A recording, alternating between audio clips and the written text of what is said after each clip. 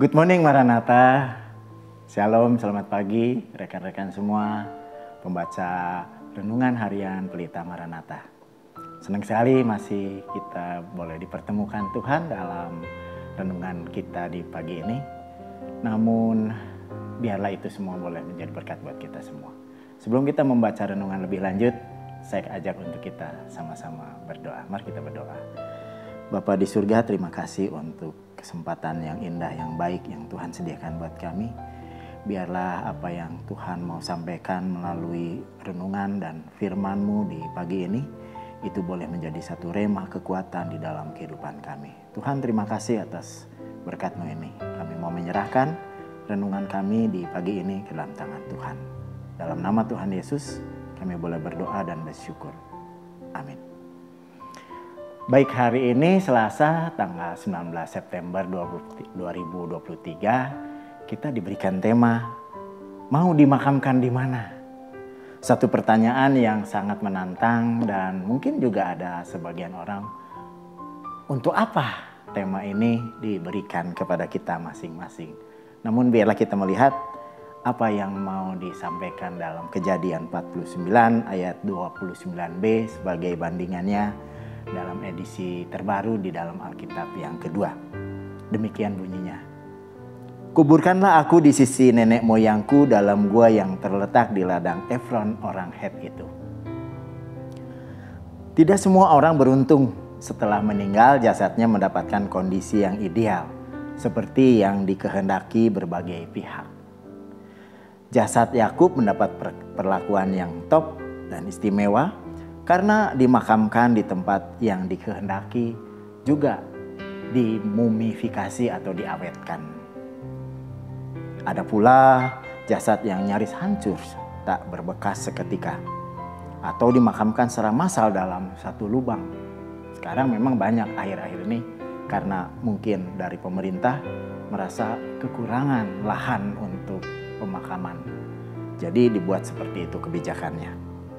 Ada juga jasad yang tidak ditemukan, seperti kru kapal selam KRI Nanggala 402. Para prajurit yang gugur mendapat status on eternal peril, yang artinya tidak dikenal. Berbicara tentang status jasad manusia, ada beragam kepercayaan dan budaya. Bahkan juga dalam iman Kristiani dan keyakinan atau ajaran berbagai gereja.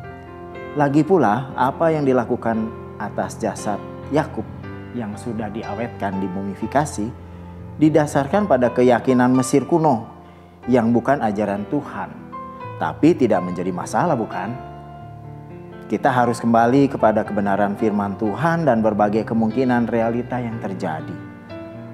Kalau kita boleh melihat dalam 1 Korintus 15 ayat yang ke-50, dituliskan seperti ini, bahwa darah dan daging tidak mendapat bagian dalam kerajaan Allah.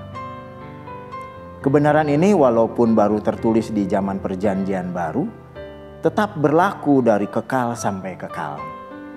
Kasus perlakuan atas jasad ini serupa dengan kasus makanan yang sudah dipersembahkan kepada berhala. Ada juga yang karena keberatan iman tidak mau memakannya.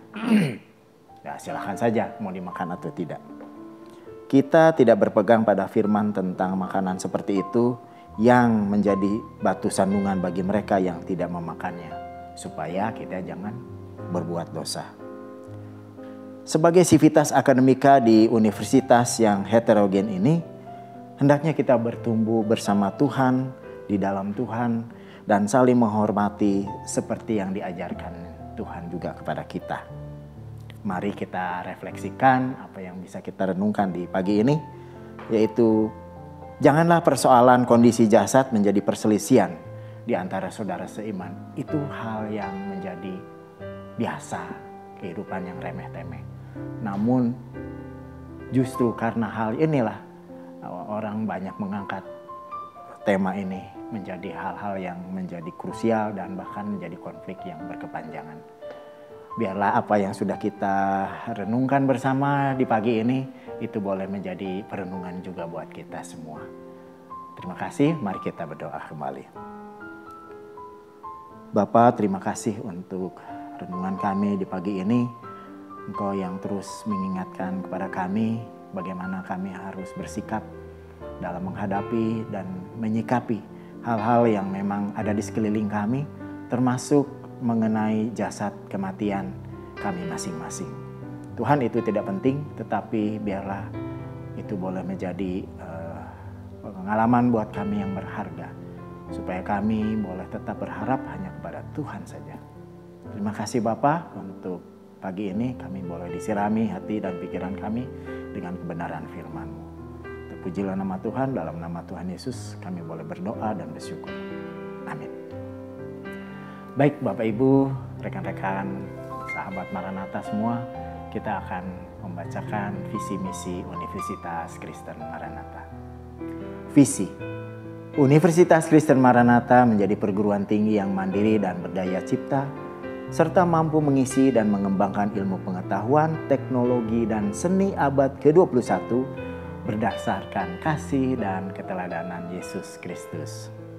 Misi: mengembangkan cendekiawan yang andal, suasana kondusif, dan nilai-nilai hidup Kristiani sebagai upaya pengembangan ilmu pengetahuan, teknologi, dan seni dalam penyelenggaraan Tridharma Perguruan Tinggi.